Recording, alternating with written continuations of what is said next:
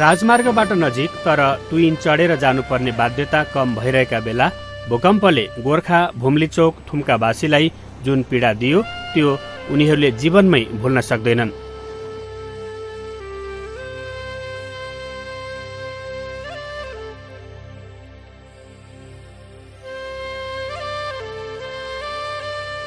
भूकम्पले सिङ्गो बस्तीमा पारेको असर सम्झँदा लामो समयसम्म पनि यहाँका बासिन्दाको जीव सिरिङ्ग हुने गरेको बताउँछन्।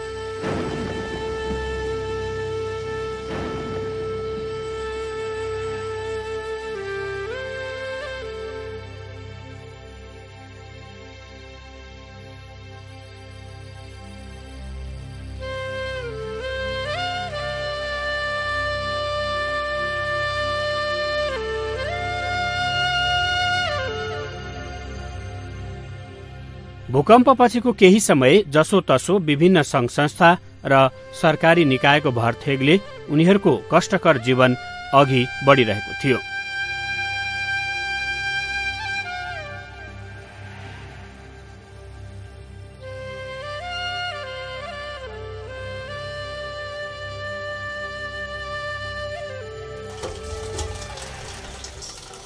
ठिक यसै बेला थुम्का क्षेत्रमा त्यस्ता व्यक्तिहरूको आगमन भयो जसले उनीहरूको जीवनमा आइपरेको विनाशकारी भूकम्पको पीडामा मलम लगाउने काम गरे। भूकम्पपछि विभिन्न जिल्लामा राहत र उद्धारका कार्यक्रम गर्दै आएको क्लिनिक नेपालले विभिन्न व्यक्ति र निकाय समेतको सुझावमा भुम्लीचोक क्षेत्रको वस्तुस्थिति बुझ्ने अवसर प्राप्त गर्यो। मलाई चाहिँ यो भूकम्प पीडितहरूलाई घर बनाउने इच्छा जागेर मैले कहाँ बनाउनु, मसँग त सीमित स्रोत र साधन थिए, अनि कहाँ यो स्रोत र साधनबाट कहाँ गराउन सक्छु भन्ने मैले खोज्दै हिँडेँ। अनि नेपाली सेना गोर्खाको करसापसँग सम्पर्कमा आउनु भएर उहाँले यो ठाउँलाई रेकमेन्डेसन गर्नुभयो र म यो ठाउँमा आएर आफै गाउँ घुमेँ, हेरेँ। अनि सबै मान्छेहरू पानी परिरहेको थियो म आउँदाखेरि, अनि पानीहरू चुहिरहेको, तार तिरपाल मुनि बसिरहेको देखेँ। अनि मैले यसलाई ल यहाँ गर्नै पर्छ भन्ने लाग्यो र अनि तुरुन्त यसमा यहाँ चाहिँ घर बनाउनको लागि सुरुवात गऱ्यौँ। बर्खाको समय थियो म आउँदाखेरि। भूकम्पले चेपाङ बस्तीमा पारेको प्रभाव हेर्न र आवश्यक सहयोग गर्न पुगेका क्लिनिक नेपालका अध्यक्ष हरि भण्डारी भुम्लीवासीका लागि साँच्चीकै हरि साबित पनि भए।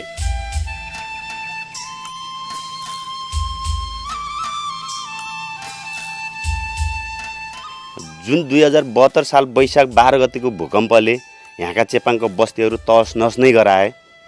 हामी धेरै विचलित थियौँ त्यतिखेरको अवस्थामा। हामी असार हो कि साउनको सिजनमा चाहिँ हरि भण्डारी भन्ने सर क्लिनिक नेपालबाट कुन संजोगले छिर्नुभयो हाम्रो यो भुम्लीचोक गाविस वार्ड नम्बर 8 थुम्काको चेपाङ बस्तीमा।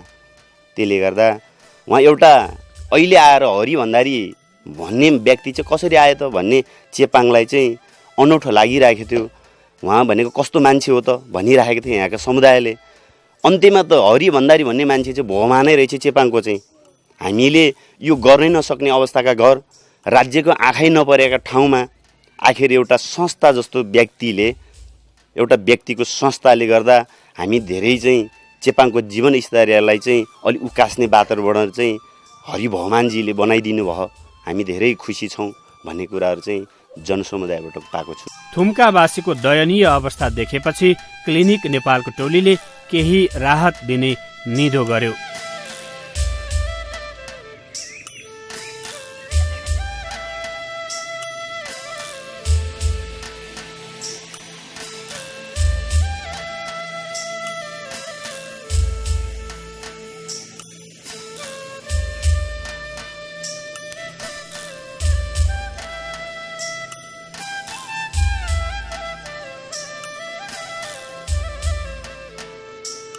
त्यस क्षेत्रको बसाई र छलफलपछि एउटा आवास निर्माणको मौखिक सहमति र केही समयपछि लिखित रूपमै काम अघि बढाउने सहमति पनि भयो।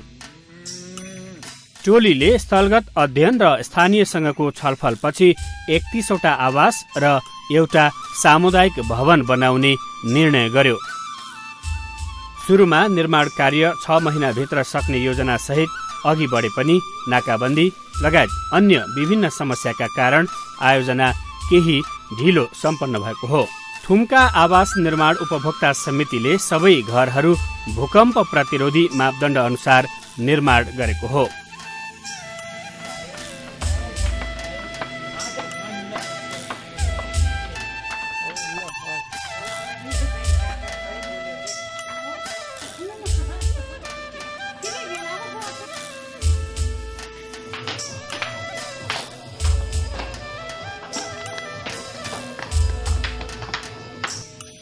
पर्दैछ होइन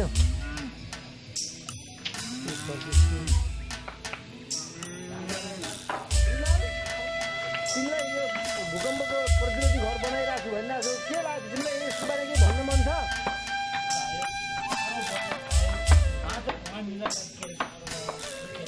विशेष गरेर हामीले यो समुदाय भनेको अलि पछाडि पारिएको समुदाय र मान्छे त्यता भाग्ने समुदाय थियो।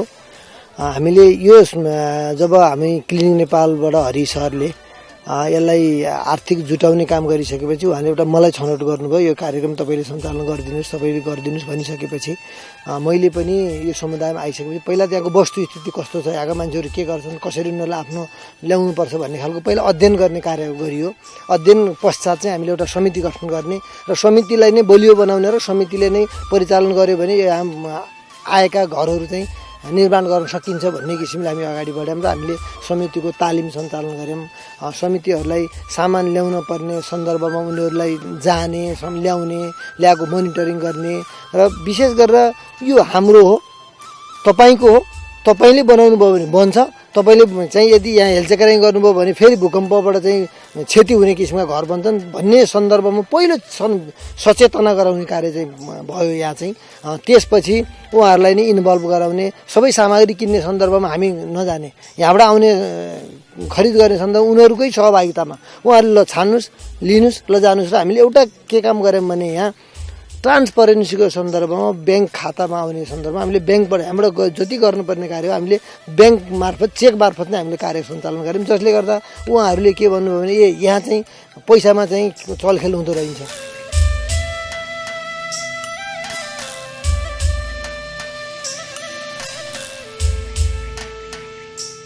आवास निर्माणका लागि क्लिनिक नेपालको आर्थिक सहयोग, स्थानीय जनश्रमदान र निर्माण सामग्री गरी करिब 2 करोड 4 लाख रुपियाँ खर्च भएको छ।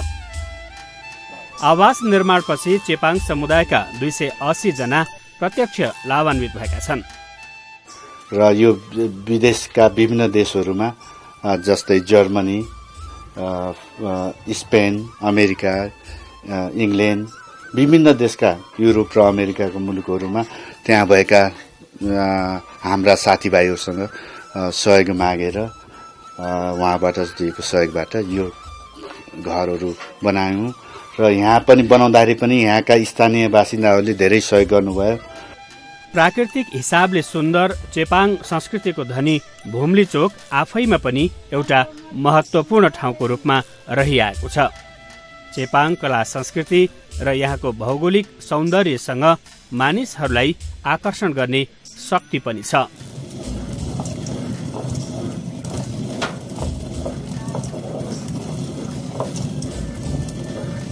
भूकम्पले क्षतिग्रस्त थुम्काको चेपाङ बस्ती अहिले पुरै फेरिएको छ। नयाँ घर बनाएपछि उनीहरूमा निकै उत्साह पनि थपिएको छ।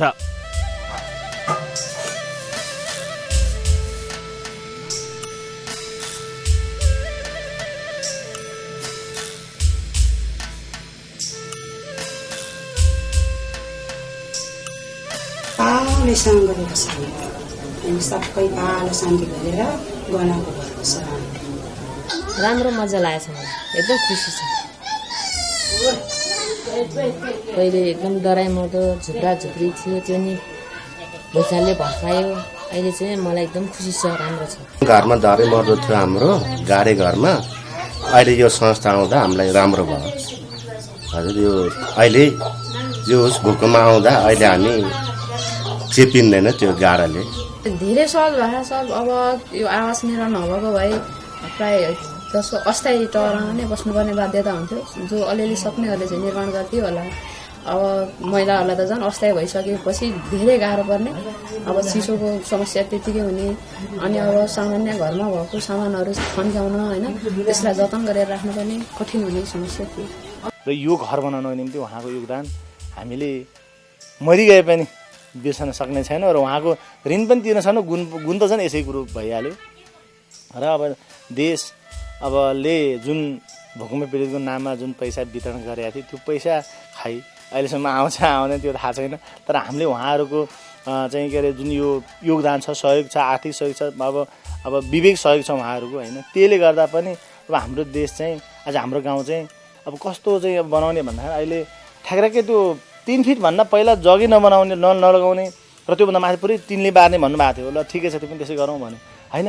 त्यो ढोका र झ्याल चाहिँ कसरी समात्ने त, कसरी अड्याउने त होइन। त्यो ढोका लेबरसम्म जग लगाउन त भन्नु। त्यसै भइसकेपछि अब त्यो माथि फेरि उहाँले पछि जुन हाम्रो यो 21 महिनाको पिरियडमा 15 पटक बैठक बस्यौँ।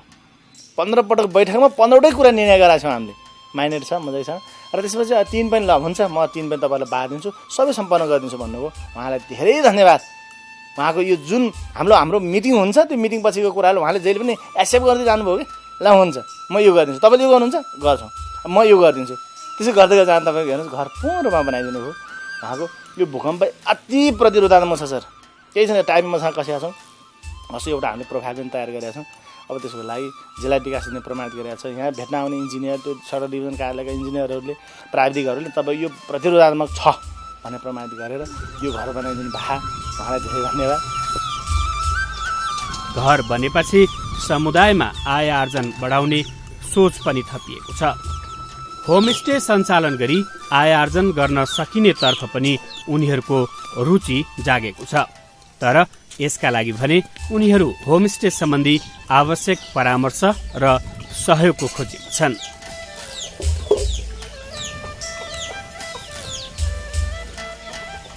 सुरुमा आउँदाखेरि यहाँ अचम्मै के लाग्यो भन्दाखेरि अझै पनि गाउँमा हामी आउँदाखेरि सबैजना लुकेको हुनुहुन्थ्यो। बोल्न हाम्रो अगाडि आउनुहुन्थेन। अनि अहिले उहाँहरूको बोल्ने क्षमता, उहाँसँग अगाडि बसेर आँखाका आँखा जुटाएर कुरा गर्न सक्ने र झन महिलाहरूदेखि बालबालिका वृद्ध सबैसँग थियो। र अनि साथसाथै उहाँहरूको एकदम खुसी। अब जे छ त्यही बाँडेर खाने होइन, आएर खाइदिए हुन्थ्यो। गिठा भ्याकुर ढिँडो होइन खुसीको साथ हामीलाई बाँडेर हामीसँगै बसेर खाना पायौँ, अफर गर्नुभयो हामीलाई। अनि उहाँहरू एकदम खुसी भएको अनुभव पाएको छु। करिब 1.5 वर्ष लगाएर तयार पारिएको आवास आयोजना एक समारोहका बीच समुदायलाई हस्तान्तरण गरिएको छ। कुनै पनि असर गर्ने अवस्था छैन। त्यसकारण हामीले त्यो मुख्य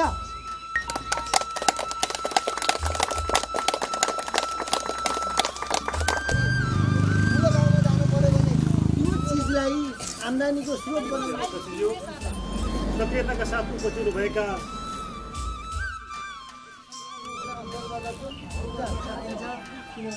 स्थानीय स्तरमा आयोजित कार्यक्रममा नेपाली सेनाका उपरथी रमिन्द्र छेत्रीले आवास हस्तान्तरण गर्नुका साथै विपन्न चेपाङहरूलाई आर्थिक सहायता समेत प्रदान गर्नुभयो।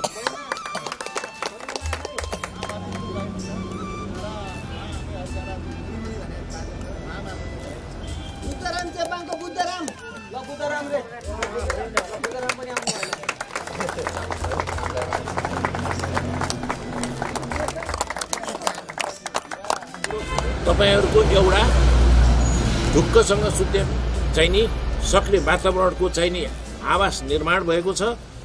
त्यो तपाईँहरूले प्राप्त गर्नुभएको त्यसको लागि तपाईँहरूलाई धेरै धेरै बधाई तथा शुभकामना पनि।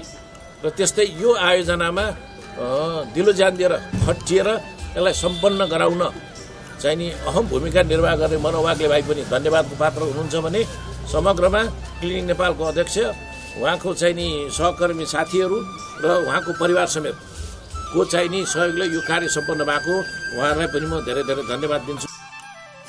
क्लिनिक नेपालका अध्यक्ष हरि भण्डारीले विपदमा परेका नेपालीहरूलाई सहयोग जुटाउने अवसर पाउनु खुसीको विषय भएको बताउनुभयो।